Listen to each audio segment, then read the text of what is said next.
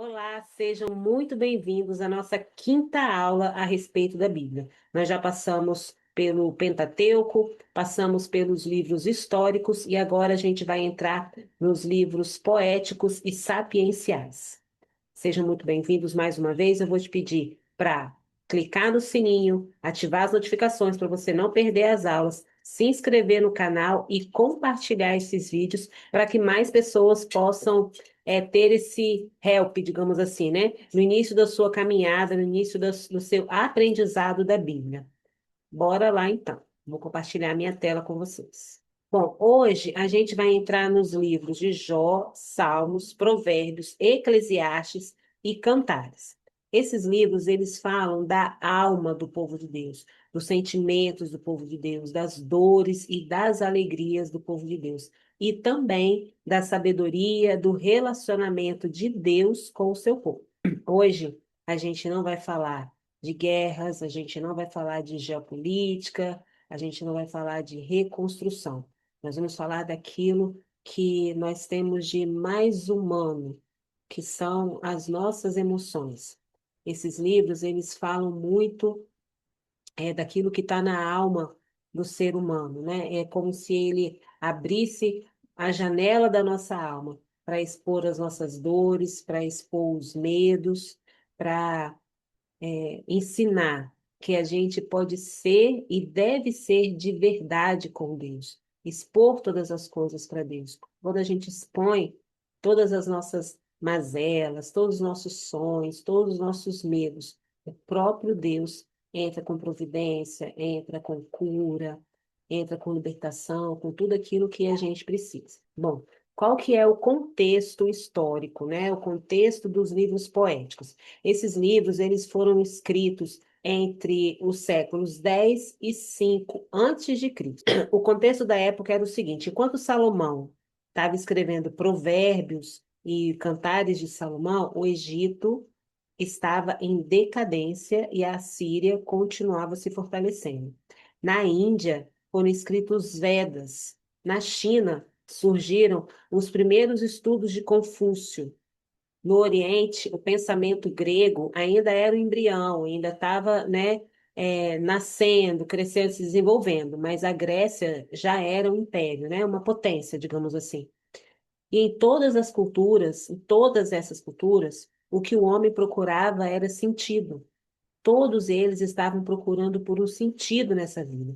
E Deus já tinha revelado esse sentido ao povo de Israel. Já tinha falado sobre a sabedoria, sobre o sentido da vida, sobre o amor, enfim. Vamos começar por Jó. Todo mundo conhece a história de Jó, todo mundo fala da paciência de Jó, mas vamos aqui entender um pouco mais da questão de Jó. Jó é uma das histórias mais humanas, né, que a gente tem na Bíblia. Por quê? Porque Jó, ele representa o ser humano quando ele perde, quando ele tem um grande baque na vida, quando ele tem uma grande perda, quando ele tem uma grande decepção, né? Como que a gente reage quando a gente sofre isso, quando a gente passa por isso? Eu acho que a maioria das pessoas já passou por alguma grande perda, né? Algumas pessoas passaram por tragédias, outras pessoas passaram por aquilo que para elas, pro emocional delas, foi muito grande. Porque a gente não pode se comparar, né? Aquilo que é uma dor muito grande para outra pessoa, não é tão grande para mim. Eu posso passar por um luto em família melhor do que outra pessoa, ao passo que se eu passar por uma falência, né? Eu posso reagir pior do que outra pessoa, né? Cada pessoa tem fragilidades e áreas frágeis na sua alma de maneira diferente. E Jó, ele exemplifica muito isso. E ele é tido como um homem íntegro. Gente, Jó, ele era extremamente rico, ele era famoso, as pessoas conheciam ele. Conheciam ele também pelo caráter que ele tinha, né? E ele era um cara conhecido no céu. O que me impressiona de Jó não é a questão, não é a história dele, né? Tudo que ele perdeu e tudo que ele recuperou. Mas o que me impressiona de Jó é que ele era conhecido no céu por conta do caráter dele, por conta daquilo que ele vivia aqui na terra, por conta do relacionamento que ele mesmo tinha com Deus. Então, quando o diabo se apresenta a Deus, né, e Deus vai lá e fala como um pai, como diz a minha mãe, gavando toco, né? Fala como um pai todo orgulhoso. Vistes meu servo Jó? Não existe pessoa mais justa que ele na face da terra. E aí, né, o diabo irado, né, pede a Deus para provar Jó, para ver se Jó ia blasfemar contra Deus. E Jó é provado ao extremo, né? Porque ele não perde só os bens, ele perde todos os filhos dele numa sequência, tudo praticamente no mesmo dia, vem uma notícia atrás da outra, e uma pessoa que acorda bem, feliz, com a sua vida completamente organizada, dorme sozinho, sem filhos, em luto, pobre, né? Com as pessoas dizendo que a culpa era dele, que aquilo era um castigo de Deus, porque ele era todo errado, ou seja, ele foi julgado pelas pessoas por aquilo que ele nem tinha feito. Só um minutinho, gente, que minha cachorra está aqui. Vai, Kiara. Vai, sai, sai, sai. Vai, Kiara. Todos nós já passamos por isso, né? De sermos julgados pelas pessoas que nem conhecem a história, nem sabem do que tá acontecendo, nem sabem o que está por trás da notícia que elas receberam. Elas simplesmente nos julgam. Né? E Jó é o exemplo disso. Ele passou por todas essas coisas. Embora ele tenha sido muito instigado pelos amigos e pela própria esposa, para negar a Deus e tirar a própria vida, né? Nega o seu Deus e morre, ele não fez isso. Ele questionou Deus, sim. Ele teve o seu momento de não querer mais viver, sim. E, né, de falar que amaldiçoava o dia que ele tinha nascido. Jó ficou deprimido, é o normal do ser humano. Em meio à depressão, ele não negou Deus, ele não blasfemou contra Deus, ele não se afastou de Deus. E chega um momento, né, do livro de Jó, que ele fala assim, que antes ele só conhecia Deus de ouvir falar, mas que agora os olhos dele o viam. Antes ele só conhecia Deus de ouvir falar. E olha que ele era um homem íntegro, um homem justo, um homem que fazia todo o ritual de purificação pela família dele, inclusive. E mesmo assim, ele disse que não conhecia Deus. Depois que ele passou por tudo isso, depois que ele teve os diálogos que ele teve, que você vai ver lá no livro depois, com Deus, ele mesmo fala que ele só conhecia de ouvir falar, mas depois de toda essa tribulação, ele conheceu a Deus face a face, digamos assim, né? E a vida dele foi transformada, e a vida dele foi restituída. Então, coisas que Jó nos ensina, né? Que a nossa fé, ela precisa resistir até quando Deus está em silêncio. O silêncio de Deus não quer dizer que ele não está trabalhando, o silêncio de Deus não quer dizer que ele não nos ama. O silêncio de Deus também é uma ferramenta para forjar o nosso caráter e para testar a nossa fé. O Jó, ele é como uma ponte que permanece de pé, mesmo que as águas do sofrimento batam com toda a força. É uma ponte reforçada. Jesus em Jó, ele é o mediador, né, que Jó pede, o justo que sofre sem culpa e o que intercede por nós diante do Pai. Jesus não tinha culpa nenhuma e ele sofreu por mim e por você, e ele intercede por nós diante do Pai. Agora vamos para Salmos. Salmos são orações para todos os motivos, para todas as estações da sua vida. São louvores e orações. Eu costumo ler Salmo colocando o meu nome. Eu costumo ler Salmo na primeira palavra, na primeira pessoa, sabe? Como se eu estivesse falando com Deus. E os Salmos, eles nos representam em tantas coisas, né? Ele foi composto por Davi, por Asaf, pelos filhos de Corá, tem Salmo de Moisés também, e tem outros autores do livro de Salmos. Ao todo, são 150 salmos, e nesses salmos a gente tem todas as emoções humanas: alegria, tem medo, tem arrependimento, tem esperança. Então, às vezes, quando a gente está muito angustiado, que não sabe nem como orar, eu recorro a Salmo. Eu leio o Salmo na primeira pessoa, eu leio o Salmo como se eu mesma tivesse escrito, entendeu? E aquilo se torna a minha oração. E como traz alívio, tá? Como traz alívio. Orar a própria palavra. Por que orar a própria palavra é tão importante? Porque o próprio Deus diz que tudo passará, mas a palavra dele não passará. Diz que se a gente pedir as coisas em nome de Jesus, de acordo com aquilo que é a vontade do coração de Deus, ele não vai nos negar. E o que que pode estar mais de acordo com o coração de Jesus do que a própria palavra? Então, quando eu oro a palavra, eu tenho certeza de que eu não estou falando da minha própria alma, que eu não estou falando de maneira egoísta, né? Mas que eu estou fazendo uma oração que é certeira ao coração do Pai. Os salmos, eles nos ensinam a orar de uma maneira crua, sabe? De uma maneira, como é que eu falo assim, sabe? Que vem das entranhas, que você está completamente despido ali diante de Deus. Você não finge que não está com raiva, você não finge que não está doendo, você não finge que acha que foi injustiçado. Você ora para Deus com toda a verdade do seu coração, com toda a reverência, né? Sabendo que a última palavra é a dele, que ele é perfeito, ele sabe de todas as coisas. Mas você expõe a sua ferida para aquele que pode tratar. Salmo é isso. Salmos são versos e canções que vêm do fundo da alma. É muito lindo, gente, é muito lindo. E é muito reconfortante orar salmos. Jesus aparece nos salmos como bom pastor, como filho de Davi, como rei entronizado, como sofredor e como o glorioso Senhor. Provérbios, sabedoria para a vida cotidiana, para o dia a dia, para tudo que daquilo que a gente precisa resolver e fazer na nossa vida. Provérbios é um livro de sabedoria prática.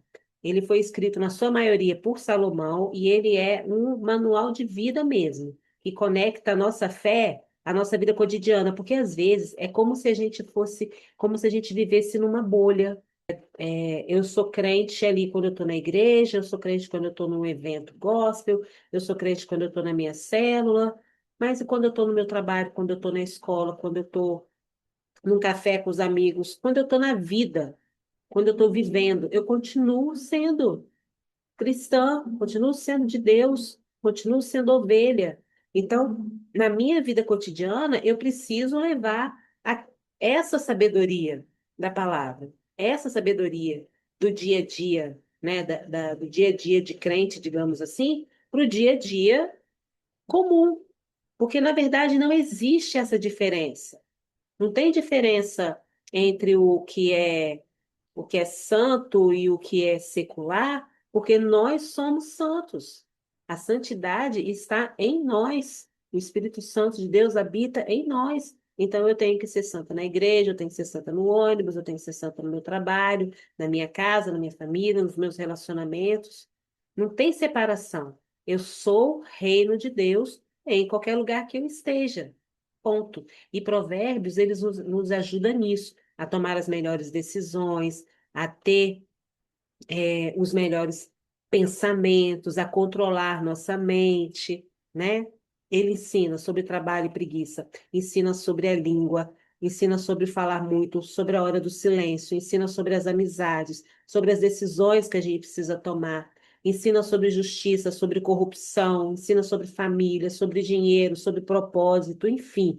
Provérbios, ele abarca tudo aquilo que a gente precisa de aquele arcabouço inteiro que a gente precisa para sustentar a nossa vida aqui na Terra, de uma maneira prática, porque a gente não vive, né, ainda, só no céu.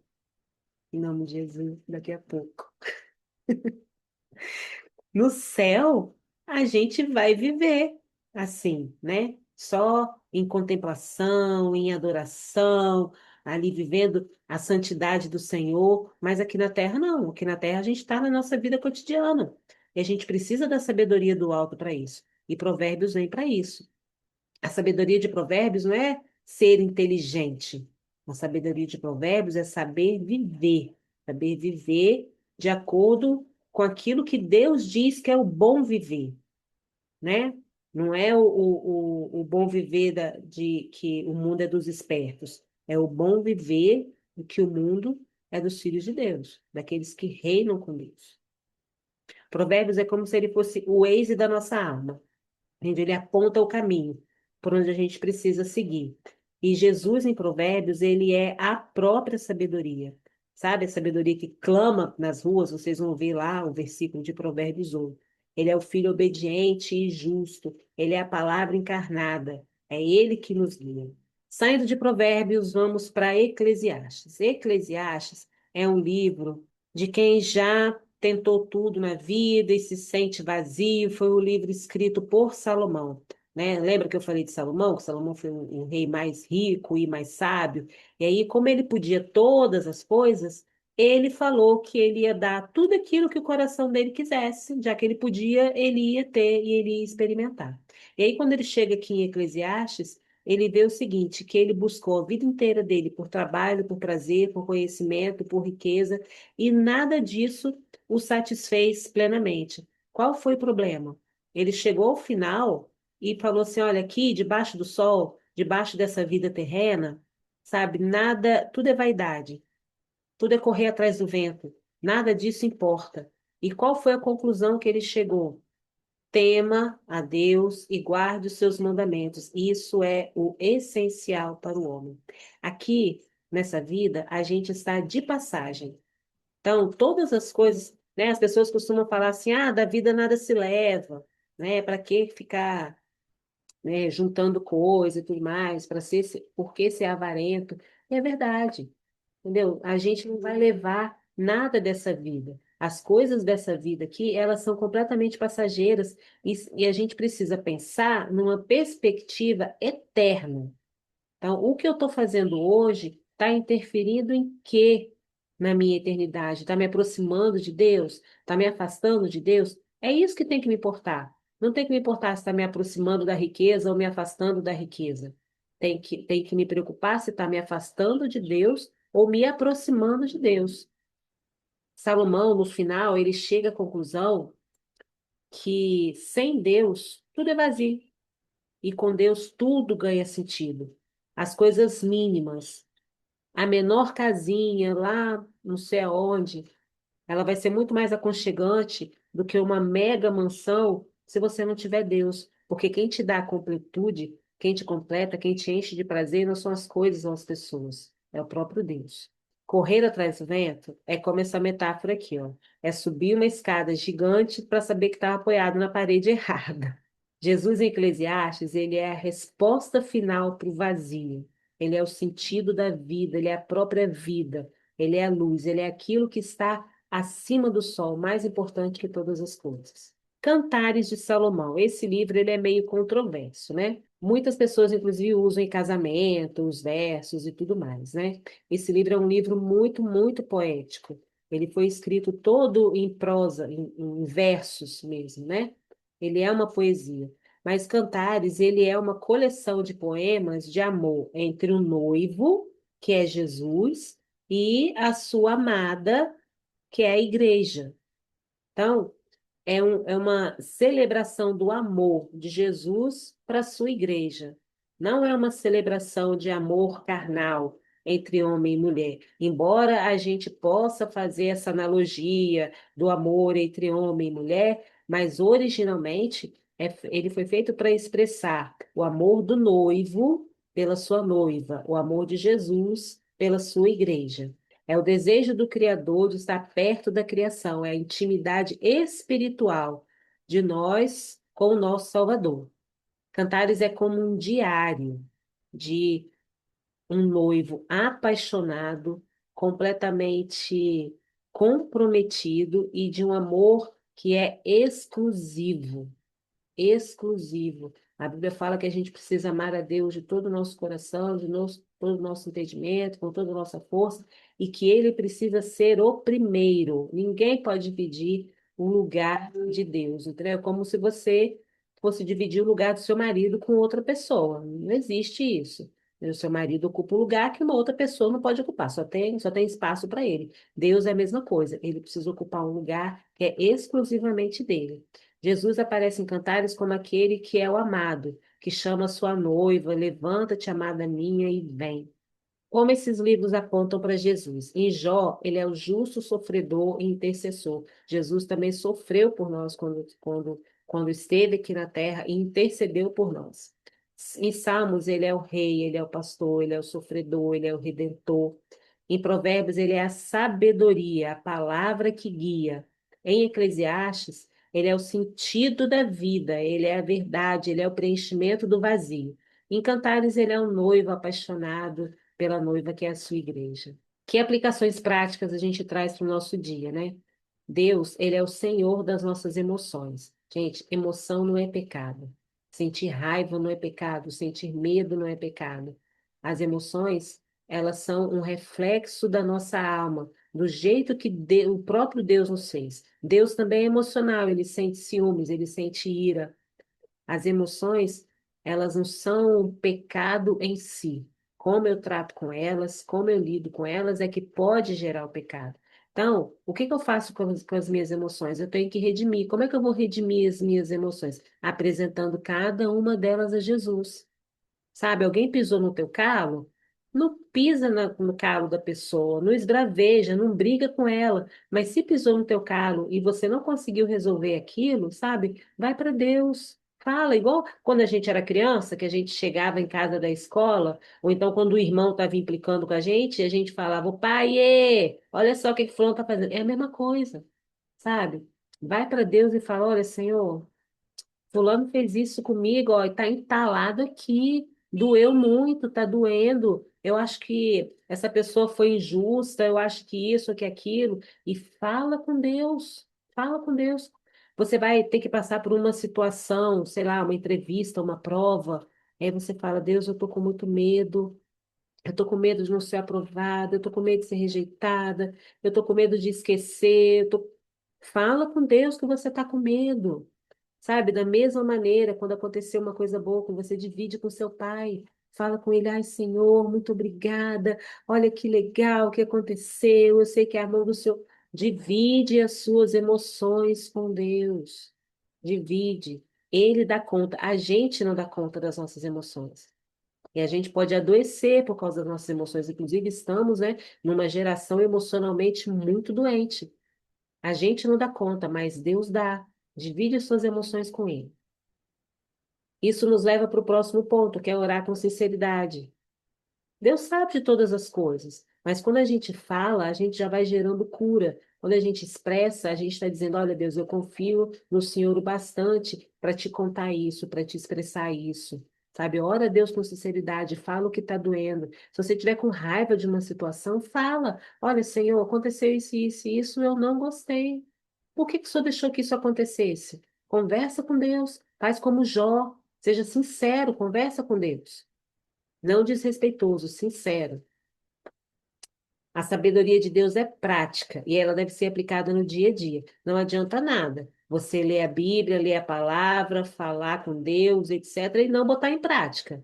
Né? Aquilo que você levou para Deus, que Deus te ensinou, pratica. O sentido da vida está acima do sol. O sentido da vida é Deus. O sentido da vida você não vai achar aqui, nessa vida terrena. Até porque nós somos seres espirituais. Aquilo que satisfaz a gente é o espiritual. Nós não nascemos para vivermos, aspas, plantados a este mundo. A gente está aqui meio que de passagem, sabe? Não é para a gente ficar pensando nas coisas da terra, porque a própria palavra diz, quando a gente busca o reino de Deus, Ele mesmo acrescenta as outras coisas. Então, se preocupe com Deus, se preocupe em agradar a Deus, e tudo que você precisar aqui, nessa terra, Ele que é seu Pai, sabe o que você precisa, vai providenciar. E voltando lá em Cantares, em relação ao amor homem e mulher, né, o amor conjugal é algo sagrado e ele é o paralelo da relação de Cristo com a sua igreja, né? O que que tem no reino espiritual que tem paralelo aqui na terra? No reino espiritual é o amor do noivo pela noiva, o amor de Jesus pela sua igreja. Aqui na terra é o amor do marido por sua esposa, que são ambos são sagrados. Terminamos por hoje. Essa foi a nossa quinta aula, né? Eu vou te pedir de novo.